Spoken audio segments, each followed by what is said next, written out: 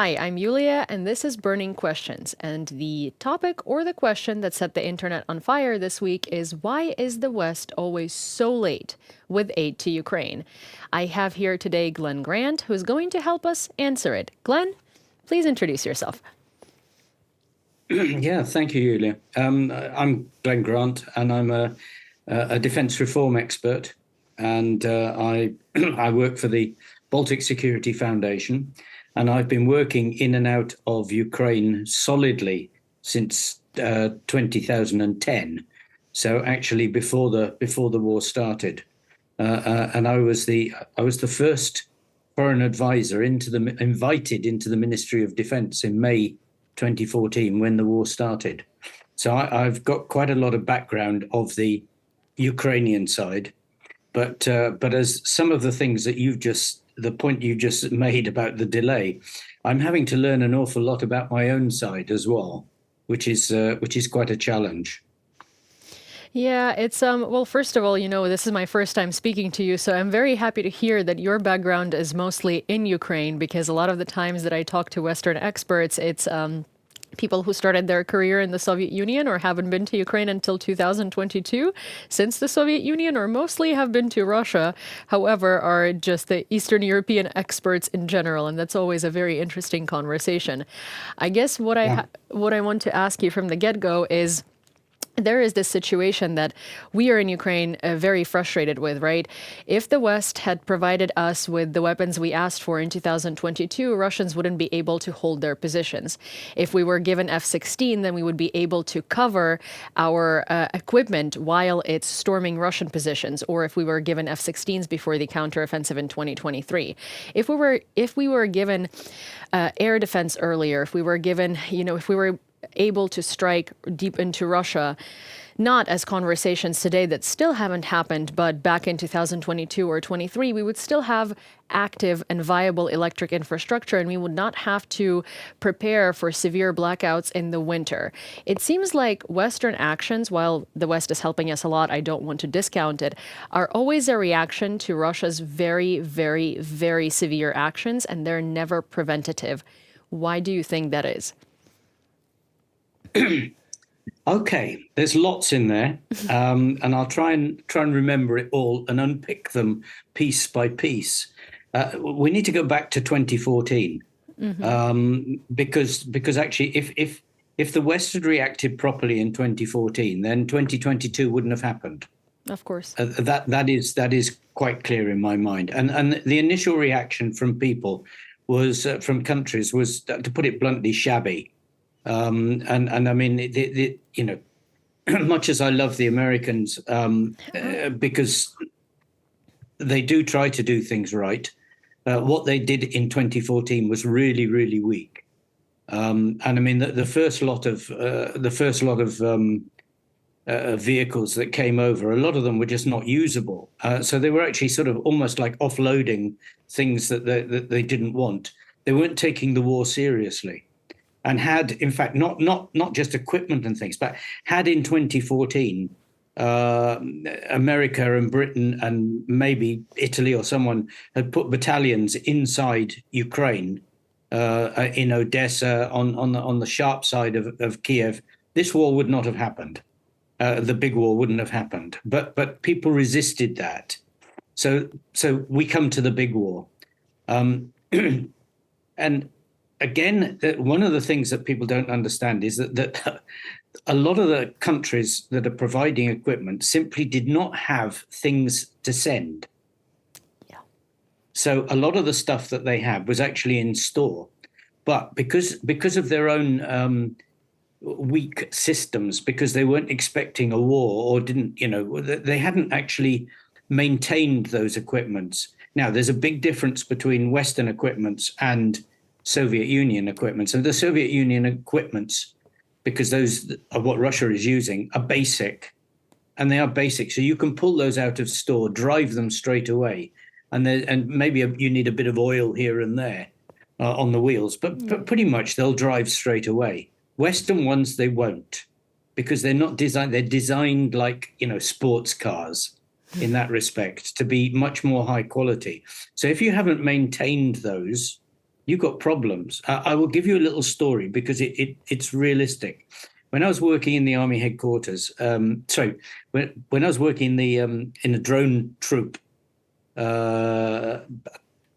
years and years and years ago in the 1980s, we were told to check all our logistics and everything else. And our troop had a spare drone launcher, and the spare drone launcher was in the store 200 miles away with all the other spare vehicles. And when we actually checked that drone launcher, it was over 200 modifications behind the ones that we were actually using. And that 200 modifications would take a year to bring up to speed. So this is the reality. So some of those air defense systems are exactly the same. They've been sitting in store, not used, but the missiles have been updated. And the technical things on the ones they are using have been updated, modified, upgraded, new software. Suddenly comes along, hey, get the one out of store. Oh dear, we've still got 6 weeks of software modifications and testing before it's going to work, because you put the missile on it and it won't go. Yeah. So, people have been slack and lazy on the logistics. They've saved money on the logistics, and that is right across the whole of NATO, and not just NATO. I can assure you, other countries the same. So when the war started, 22, there was a lot of teeth sucking because a lot of things were simply not ready to go. You saw, I think, Germany, that they had a spare tanks, but those tanks needed a year to bring up to scratch. Mm-hmm. Yeah, so that's the first thing. So people couldn't do it. And in a lot of cases, the ammunition, we simply didn't have the ammunition. We weren't expecting a war that burnt through ammunition at this rate. I am going to go back and say that during the Cold War, we were. But the Cold War has gone on, and it's different ministers, different chiefs of defense, different people who've simply forgotten what happened in the Cold War. Let me jump forward to F-16. Now, F-16, you mentioned, is a Ukrainian problem. Not a Western problem. Mm-hmm. The problem was simply you had no pilots who spoke English and no maintainers who spoke English who could go and actually start to be trained. So although some of the F-16s also needed modifications, if you haven't got pilots that can learn, then you're in trouble. And I mean, the difference for F-16 to one of the MiGs is the difference between the difference between an old Skoda, a Zhiguli, and a Formula One car. It's a totally different concept. It's a different way of flying. It's got different systems on it, and they're all in English. They're all in English, and they're all in Western concepts, which the pilots have to learn from scratch. And the Ukrainians, they were told this. The Ukrainian Air Force were told this. Not once, but many times. They were given a paper on it a long time ago, I think about 2016, which explained if you want to go to F-16, this is what you've got to do and what you've got to have. And that was ignored for whatever reason. Well, Poroshenko so is there the we reason. Are on those things. Now come up to date. Delays in America. Well, you know that the first delay was simply Russia has got its hooks into too many people in the Congress, of course, on the Republican side, and those hooks, unfortunately, are deep. So the first delay, 18 months ago now, isn't it? The first delay was basically a Russia-inspired delay through the Republican Party, who also hate Biden and therefore wanted to disallow Biden from doing anything. Now, I'm not going to excuse Biden for this because he had money, he had political and legal capability to do more than he did. But, I'm sorry, but he's a coward. Yeah. And he's a coward, and we know he's a coward. And he doesn't want anything to happen that might make the war worse. Well, in fact, his actions are making the war worse. By his very actions of not wanting Russia to do anything more expansive, they are doing it automatically because they know he's not going to stop them. And now we come up to date. Here we are. In a It's recent the same again. In a recent interview, Jens Stoltenberg actually said something that resonates with what you're saying. He said, there are no risk-free wars, and a much higher risk is letting Russia win in Ukraine than letting Ukraine do something to Russia. Because in reality, the rhetoric of escalation is actually inaction, is letting Russia escalate far further than Russia could. I guess what I was trying to say is not necessarily delays that concern, the lack of ammunition and the lack of working tanks. Like, I'm so familiar with, aid packages that, for instance, announce, let's say off the top of my head, 20 units of something, and then they open the hangar and they're like, oh crap, we only have We've only 5. got 6. Yeah. And it's going to take 5 years to restore them as well. So oopsie doopsie, Ukraine is not getting it anymore. But or anytime soon. But I guess these are, for instance, what the worst part of it is what we had just arrived at is, the rhetoric of escalation and not letting Ukraine do something that can be completely, totally effective and done, like the strikes deep into Russia. In your understanding, what can strikes deep into Russia accomplish for Ukraine and for the world in terms of this war? Obviously, we all have an idea of what that does, but the more people with military background, with opinions that are valued in the world say it, the better it is. So I would like to hear your opinion on it. Well, the first thing is it will do a lot less than you want, because it's only one tool out of many tools, and strikes into deeper strikes will push the Air Force back. No question about that. I mean, personally, I'd like to see strikes on civil airfields, on the radars, to kill the radars, to stop all civil traffic in Russia, because that would actually hurt the population. Remembering that we're not going to beat Russia militarily. And that's a fact. They just can keep going with shit after shit after shit, day after day. We have to beat the population. And the only way to beat the population and to beat is to unseat Putin and create a dynamic that allows us to go for talks. And at the moment, we're not going to have that dynamic. So we have to make Putin unstable. And just hitting military things will not do that, because Putin doesn't care. He thinks he can keep going forever. And when you look at it, they're still exporting oil. So the sanctions are not working there. They're still exporting other stuff. They're getting things from North Korea. They're getting drones from there. We're not stopping that. And longer range attacks may make these things slightly less, but they're not going to change fundamentally unless you actually change the dynamic of the country. And we're not doing that at the moment. So, I mean, as I said, I'd like to see them take out the civil airfields, because that would change a dynamic. That would change a business dynamic and a political dynamic.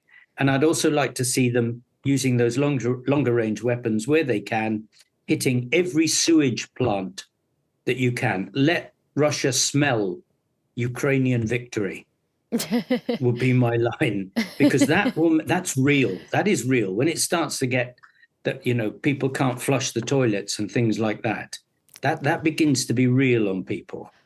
Well, I 50-50 agree with you and disagree with you, and if you allow me, I will give you my understanding and opinion of the situation. While I'm not a military expert, I'm a political expert, and I'm very well versed in Russia and Eastern Europe in general, and I don't think that Russian civil society actually has ever historically reacted to anything. So beating Russia's population, in my personal and humble opinion, is not necessarily something that we can accomplish either. It does look like JDAMs have a really long striking range, and they could hit every airfield up to Murmansk, except for Murmansk.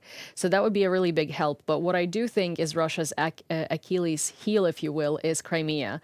I think that Russia's civil population, the only thing that they probably could react to, which would demoralize the entire nation, is Crimea, because it's been built up to be this holy grail, the Mecca of Russian. I don't disagree. I don't disagree with that at all. The question is, what are you going to do? And if you want Crimea, hitting it is not going to do something. Well, so hitting it is not going to do something. I guess a very big rumor and idea that's been floating around is that if you take Crimea back, the rest will follow, because realistically, it has to be a combination of military and political action, right? And we don't have resources for both. We can't take back Donbass and Crimea because clearly we're struggling, to take back anything at this point, with the delays, with the limitations, with our own capabilities, with the fact that, Ukraine can't fight forever because we simply just don't have 140 million people that we will forcefully mobilize into our military, and we're not planning, we can't do that. Well, nor does Russia, of course. Of course, but Nor does Russia. yeah, but Russia But does have a lot I more don't people. disagree with you on that. I mean, I think taking back Crimea is the great way to go. I mean, we had the possibility of carrying on 2 winters ago. The first winter when we were actually doing things. And if we'd have kept going then, if we'd have got a bit more equipment or ammunition then and carried on, I think the Russians would have folded, because they were in a desperate state. But we gave them time, and now they've sorted themselves out and found some commanders who know what they're doing. But then this comes back to it. What are long-range missiles going to do for bringing back Crimea? The only people who are going to bring back Crimea are brigades fighting on the ground, and they are, in my view, a long way down the list of people that are being supported. I mean, it is possible to make mortars quite quickly. It's possible to make mortar ammunition. Both of those could be made in big numbers, which would make a fundamental difference to all the territorial brigades. I mean, in Britain, a battalion has 6 mortars. Not one, not none, has 6. And that should have been what we were aiming for right from the beginning. But it's like, for me, it's like the brigades are not considered to be a war winner. But actually, they are the only war winner, because if you don't put people on the ground, you don't have the ground. You can destroy what you like, but it's feet on the ground, infantry on the ground that actually that will win the war for you. And that means a change of thinking, because there's a lot more infantry equipment out there in the world that could come than we're asking for.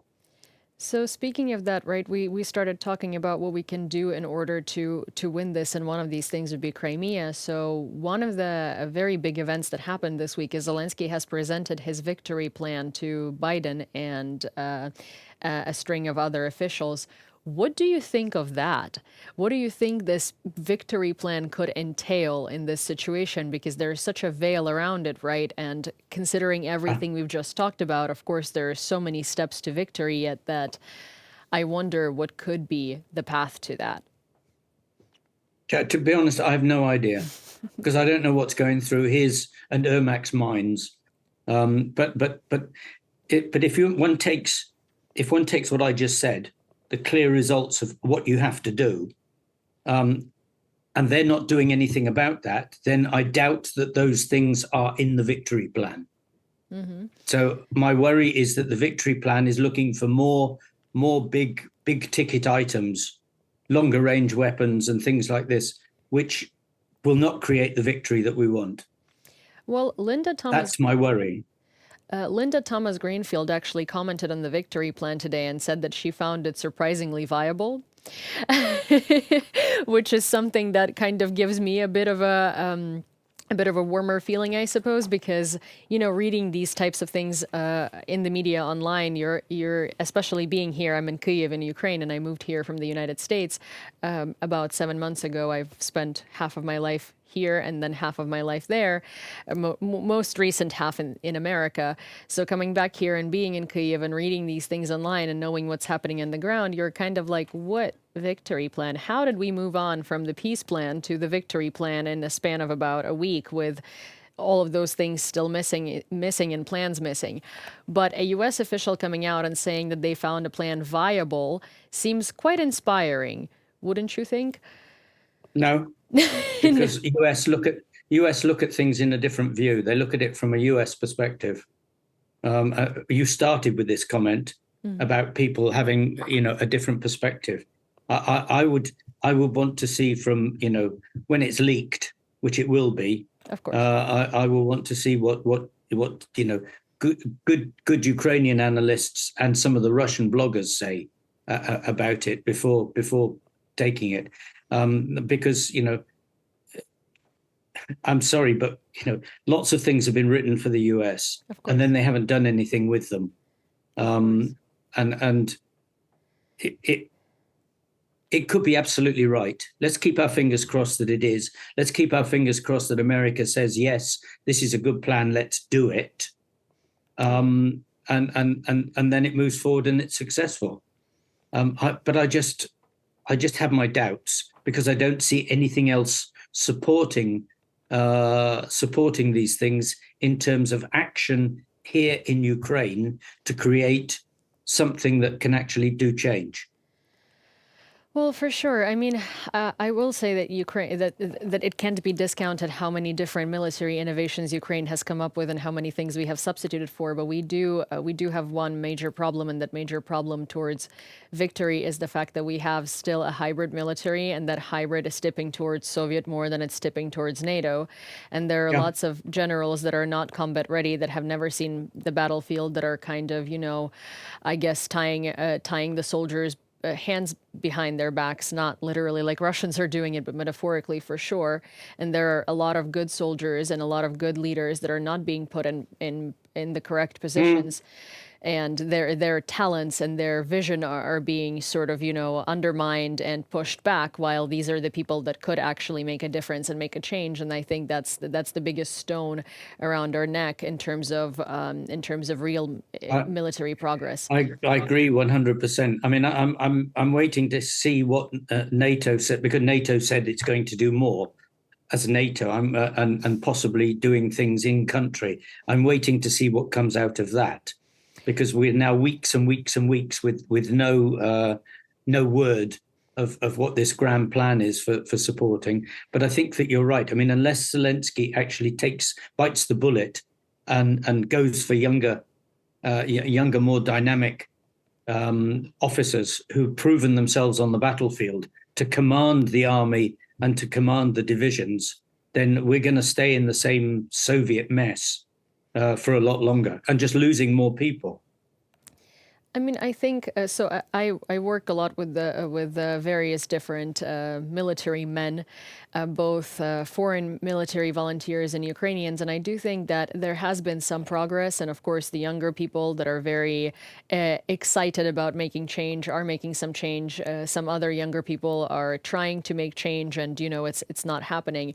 But I do agree very much that one of these things that we have left over from the Soviet Union, it's kind of like a blast in the past, right? Is you would rather put a decorated general with a bunch of medals that he earned simply by going to a bunch of military schools in charge of the military than someone that has actually been to the battlefield and has demonstrated skills. Like, I would give an example of, maybe it's not a very good example, because Redis, Denis Prokopenko,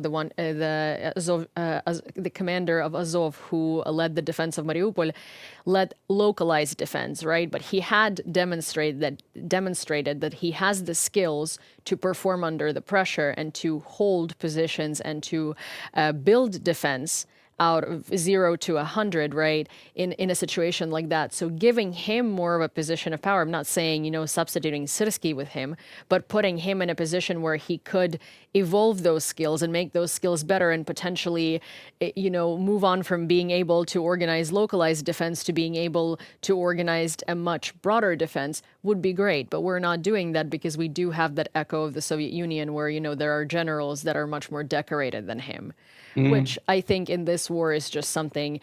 I think you actually brought up a very good point, because a lot of the times we talk about what can the West do to help us, but we don't necessarily, well, Ukraine is dealing with a lot, but we don't necessarily talk about what we can do to help ourselves. And I think it is time to put away all of these preconceived notions and all of these teachings that we have been following for the entirety of our existence, and take risks ourselves and maybe fire a bunch of people at the top and substitute them with someone new and someone excited and someone who's not burnt out. I think that No, I would help agree. Ukraine I agree, greatly. and one would hope that that might be in the plan. Um, Whether that because I mean, if you go back to go back to Israel, and then what did they do? They chose the commanders, the guys that really knew what they were doing, who'd fought, proven, and put them in charge.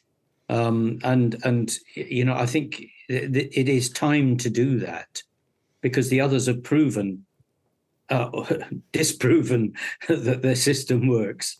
Although they'll say it would because we've not been overrun, but we've not been overrun at phenomenal cost Yeah. to the country, and the financial cost of losing a soldier is huge because the next one is not trained. He's Yeah. got to be recruited, trained, moved, equipped, and so everyone we lose is a serious loss of treasure Yeah. to the country. Well, And nobody seems to be taking that seriously. It's just, oh, give me more, and give me more is not an option for fighting for Ukraine yeah, because Ukraine. more is running out. Yeah, Ukraine can't fight forever. You actually made a very great Can't fight point. forever, and this is what Putin wants. This is why it's so dangerous that Putin just wants to outlast Ukraine, and he is convinced that he will do so. And I would say that on our current path, we're on a dangerous path that he might We achieve are that. allowing him the conditions to achieve that, yes, and by we, he I mean, has the initiative that he wants, and we're not breaking that.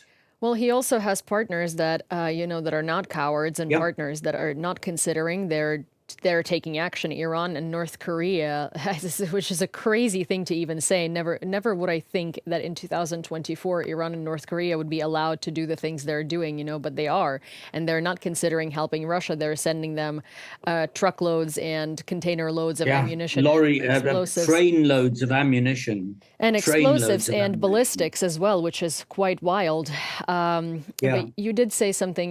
You did say something very feasible, where Ukraine can't fight forever. And I think another mistake that sort of was made. It was a blessing and a curse in the beginning of the full-scale invasion, when Ukraine has demonstrated itself to be this resilient army of people who are happy to fight, not happy to fight, but who are going to fight, who are going to put an effort, who are unbreakable and resilient, and all of that. I think mm, that created this image where Ukrainians can figure it out, especially when we took back Kharkiv, barely having really anything to take back Kharkiv or Kherson with. I think that set a precedent of, oh, we don't really have to do all of these things because they will figure it out. But it was momentum. And very often, when yeah. foreigners come to visit Ukraine, I hear this thing where they come in and they're like, wow, but the spirit is really drowning. It's like, the spirit of victory and being unbreakable, and the Ukrainian people coming together is really like, I just wish that spirit came back. And it's so funny to me because, in layman's terms, dude, it's been 2.5 years of war. I wake up from Shahed attacks every night. The Yeah, sound of air raid sirens is now, I think, forever imprinted in my ears. I am overworked. yeah, I yeah. am tired. All of us are tired. We're still doing everything we can, but this kind of Disney idea of Ukrainians being these coming to Ukraine and Ukrainians being these people that are just on the streets, weaving nets and doing all of these things is just unrealistic. I think that the world also at this point has very unrealistic expectations of us, where we get the bare minimum and we have to do the maximum with it. Maximum with the bare minimum. Yeah, Yeah. and you can see that time and time again.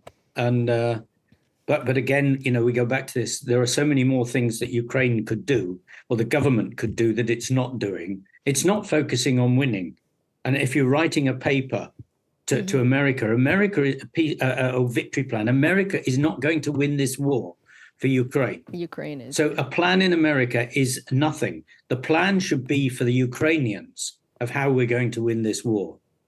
That's where the plan should be. It should be to the top 250, 300 working Ukrainians, people who understand what's going on, and then they should be involved in the plan. And if they're not, then I'm sorry, but the plan on the Ukrainian side will not work. Change management is very clear about these things. If you don't tell the workforce what they've got to do, they can't do it, and they won't do it. If you don't create the capabilities for your strategy, you don't have the capabilities. And the capabilities have got to come from from Ukrainian people. You can give them equipment, but it's Ukrainian people who have to take that equipment to war and make it happen. Therefore, change management is very simple. They have to be told and included in the plan before the plan is finalized, because otherwise they just can't, and some cases, physically not able to do it. That's what worries me about this plan, because the Americans won't do it for us. Yeah. Well, part of me, kind of like part of me wants to give a discount to this country and the management of this country, because we are in this impossible sort of situation where everyone is overwhelmed and everyone is tired and everyone, I think people are not thinking clearly anymore. And I mean, people in power and people not in power, because it's hard, it's difficult. It's kind of the example I like to give is, when your company is going under and something really big happens, usually you can hire a consulting firm that has done this time and again and knows how to advise you how to get out of this situation. Well, our consulting firms have never been in this situation since World War II. So we don't necessarily, have someone who has been in this shoes who can help us how to do it. But at the same time, I think, this sort of trope of Ukraine can do maximum with the bare minimum and, oh, we can get away and get by needs to end on both the Western side and Ukrainian side. Yeah, I think we've reached the absolutely. stage of the war where we can't get by anymore. We need very concrete solutions, both coming in from Ukraine. We need risk taking coming in from Ukraine. And I don't only mean Yeah, Kursk region was a risk and it was a good risk and it paid off, but I don't mean risks like that. I think our leadership and and the collective Western leaderships need to sit down, calm down, take a deep breath, and reform a lot of things, because at this point we are not only losing time, but we're losing critical time where I think the world order is in question, because Russia is either going to win and we're all screwed, or Ukraine is going to win and we can slowly start rebuilding the world to the point that it makes sense, functions, and international laws and regulations work, because we're clearly seeing that none of these things are applicable right now. I agree. I agree. But then that demands a lot from a lot of people.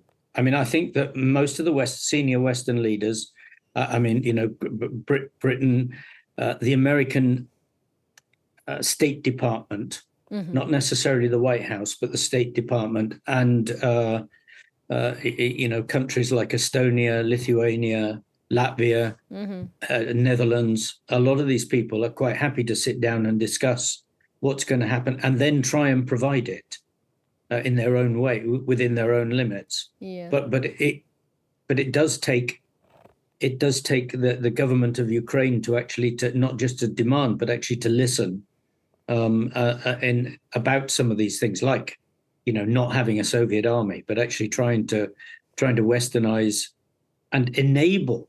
I mean, you've got so many talented engineers and IT software people. They're not all dead yet, thankfully, but there's so many of them, and those people can do huge amounts, and they're doing it, but on a limited scale. They do it for one or two units, their own units, but that's not necessarily a systemic way of actually doing operations or systemic way of fighting a war. For sure. Hey, we still got how many different organizations have we got fighting this war at the moment? How many special forces have we got fighting this war? Different ones. GUR, SOF, Yeah, police. it's Yeah, incredibly hard to count. I don't think I have enough fingers on my hand, and a lot of yeah. them are And not those things communicating can be well. sorted out pretty quickly, They can Yeah. be sorted out pretty quickly. One organization, one boss, and one training area, one equipment, and not all this disparate, because the disparate ones, a lot of them are really, really good. They're world class. But when you don't have coherence, it's a pinprick here and a pinprick there, and a little bit here and a little bit there, which often are not focused on the main aim, the main strategic aims of winning the war. And that's because has anybody written down for everybody how we're going to do this? And I'm sure that most soldiers don't know what the plan, what the general theme of the plan is, apart from go and die. Well, yeah. I mean, in a lot of cases, there is also, I mean, it's such a complex situation, especially politically speaking. A lot of soldiers do not get given information until last minute. Their commanders do, but they do not get Yeah. information given until last minute because a lot of our soldiers are on Twitter.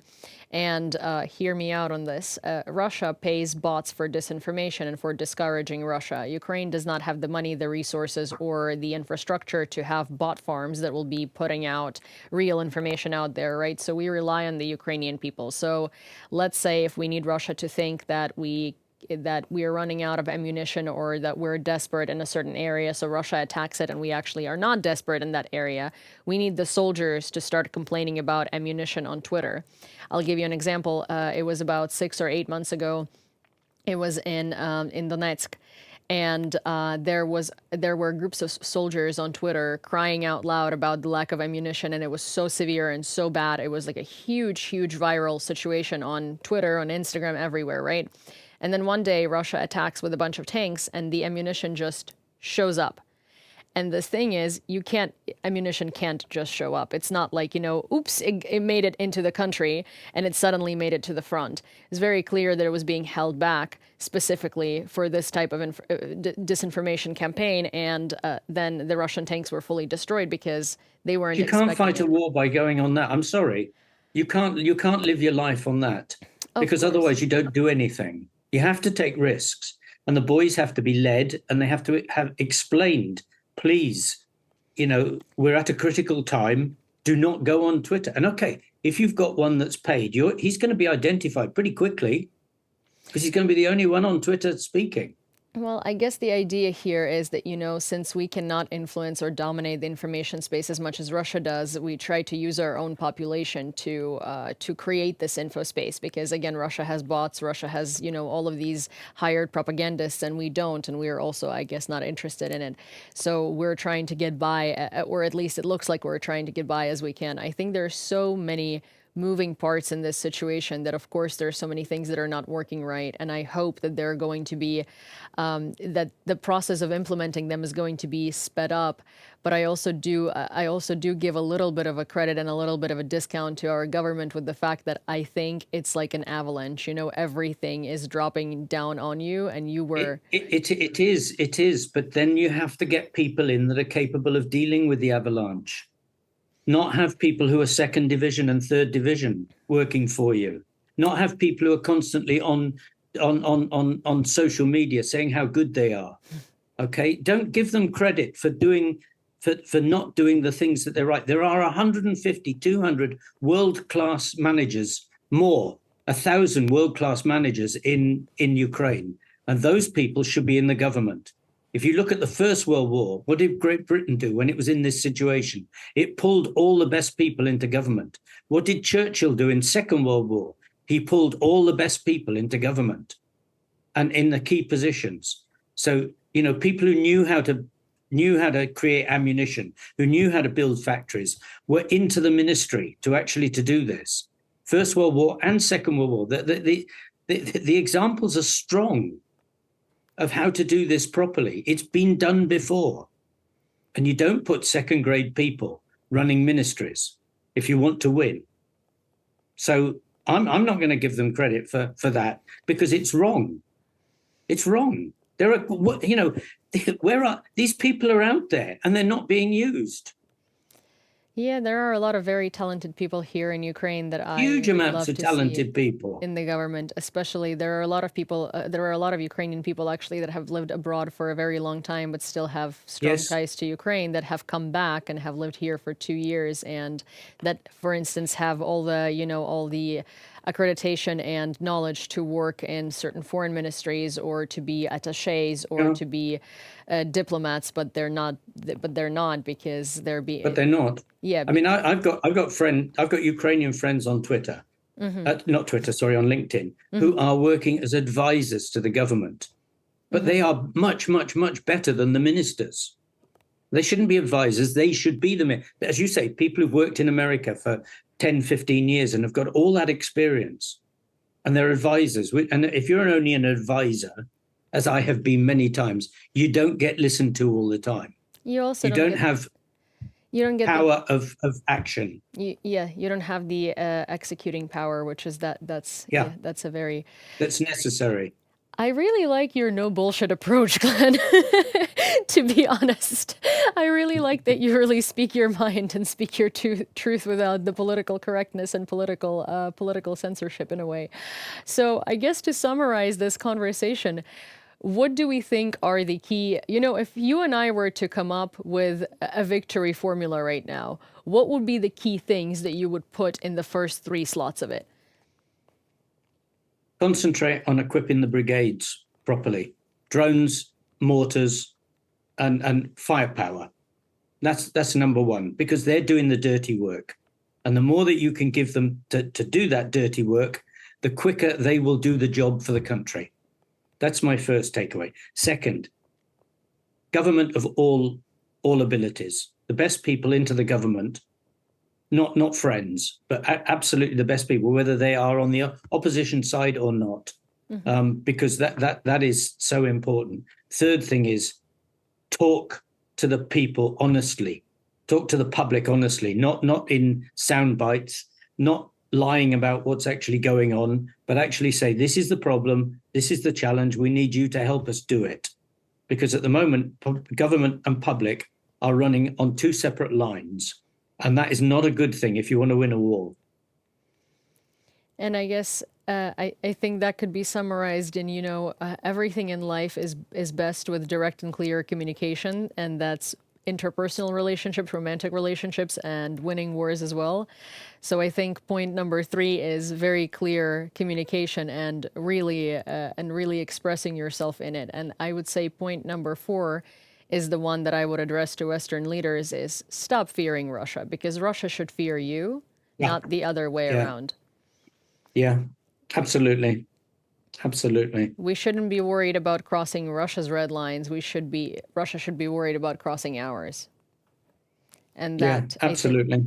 the psychological factor is another very big factor to winning and to securing not I wouldn't even say Ukraine's victory, but Russia's defeat, because the main problem in the world is not necessarily Ukraine's victory, as much as I would like to think that as a Ukrainian, it's the defeat of Russia.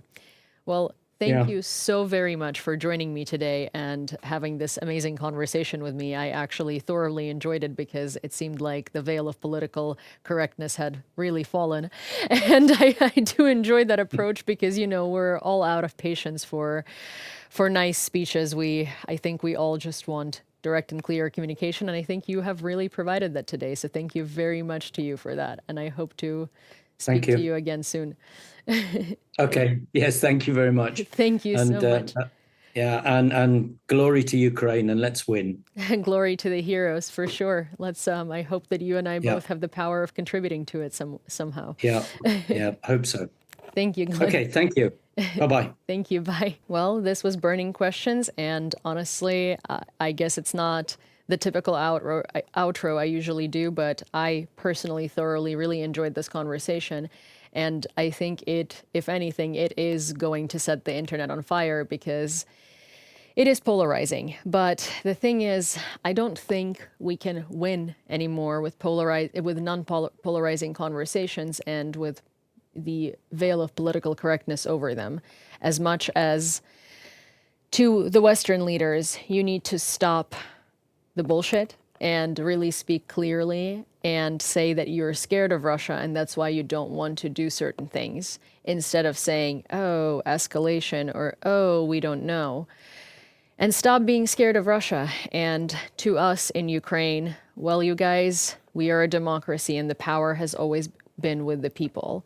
And I think it's time that we as a society also stop taking this as something that we can swing by. And I'm not saying we have been. Hey, Ukraine has been doing its absolute, especially Ukrainian people, we have been doing a lot, but we can do more. And I think it's time that we get the second wind. I will see you next time. However, I will be traveling to the United States to bring this spirit that we had just had to the Action Ukraine Summit and the sidelines of that summit, where I will be personally speaking to several senators. So next week, while I will be traveling, I will still be recording. However, my location and the quality of said recordings is going to change a little bit. And I'm going to be in the United States for a month. So I'm very excited to bring you, more information from a different continent and from my other home, and sort of hopefully recharge and get a fresh perspective. And I'm excited to bring you on that journey with me. So next time I see you, I will be in the US. And you will be seeing a very different picture, both, metaphorically and literally speaking. So anyhow, please don't forget to like this video, give it a comment, and send it to a friend, because I personally think it was great, and I think a lot of people need to hear it, and I hope you do too. And if you enjoyed this conversation, and if you want to hear more conversations like that do, in fact, cause some fires on the internet, please don't forget to subscribe to The Gaze. And of course, till next time.